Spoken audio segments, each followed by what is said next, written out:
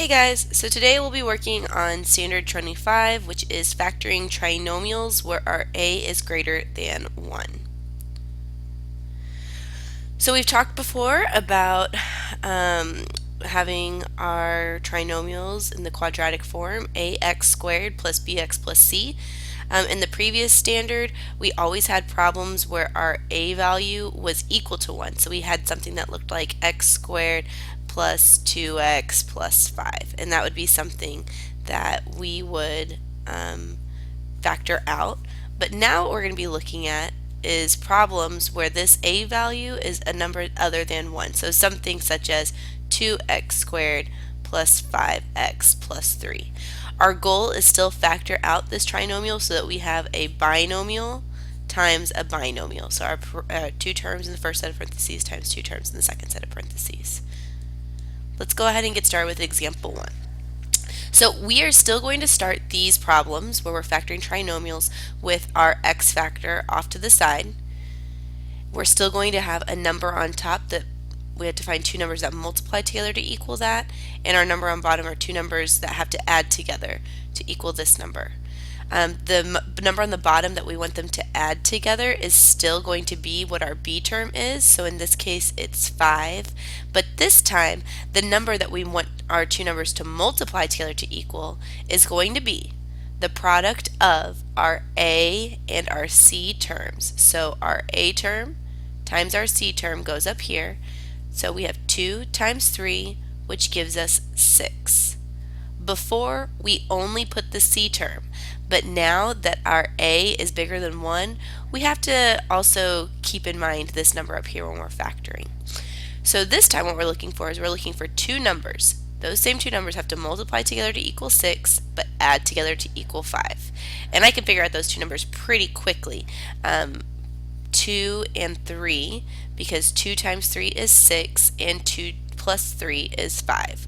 So now what I'm going to do is I'm going to rewrite my middle term, positive 5x, as 2x plus 3x. So we're going to bring down our 2x squared, and then we have plus 2x plus 3x, and then bring down our plus 3.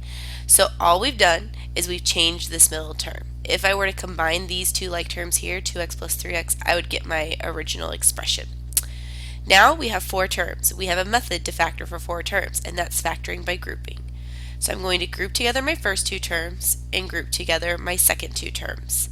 I'm going to take out my greatest common factor in my first set of parentheses. So I have a 2x squared and a 2x.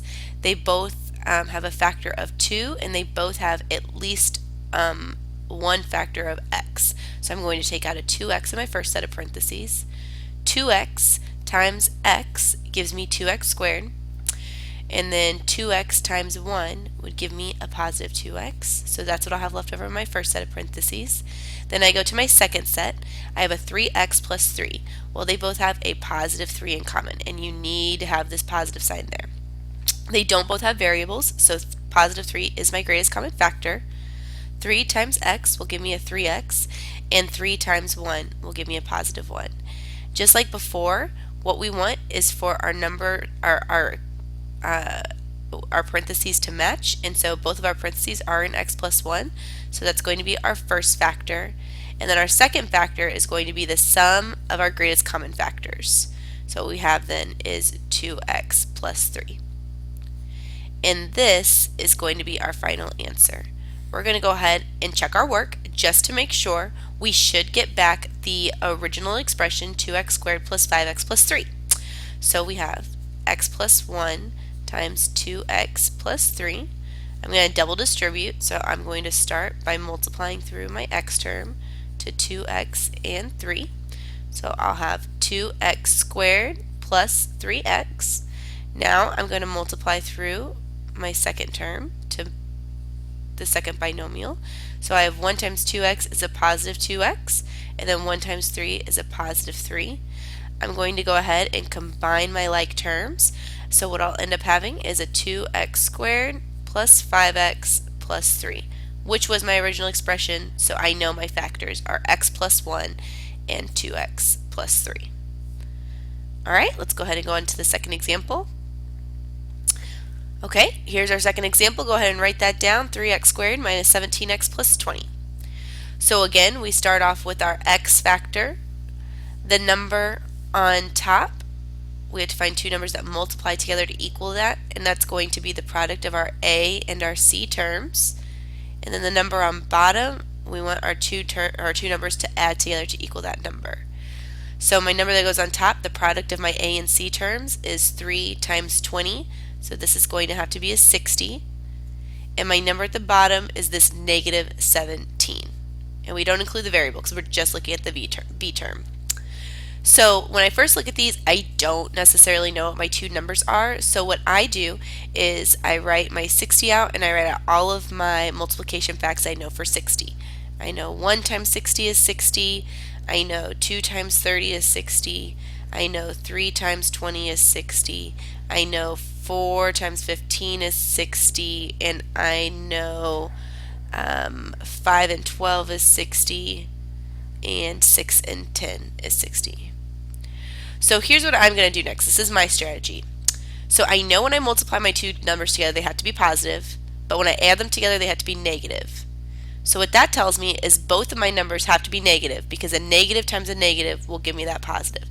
So I'm going to go through my two lists and I'm going to put negatives next to each of my numbers, and then I'm going to look across each row until I see when I add them together they equal negative 17, and I find that down here with negative 5 and negative 12. So I know that these are my two numbers. Negative 5 times negative 12 is 60, and negative 5 minus 12 is negative 17. So what I'm going to do next is I'm going to rewrite my original expression, but I'm going to rewrite my b term as the sum of negative 5x and negative 12x. So let's go ahead and bring that down here. So we'll have 3x squared minus 5x minus 12x plus 20. And now I can factor by grouping. So I didn't say this before, but if you prefer the box method, go ahead and use the box method once you get to this point. I just prefer factoring by grouping. So I'm going to group together my first two terms and group together my second two terms.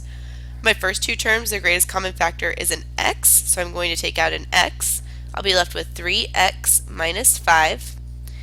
My second two terms, their greatest common factor is a 4, so I'm going to actually go ahead and take out a negative 4 so that my first number will be positive in parentheses.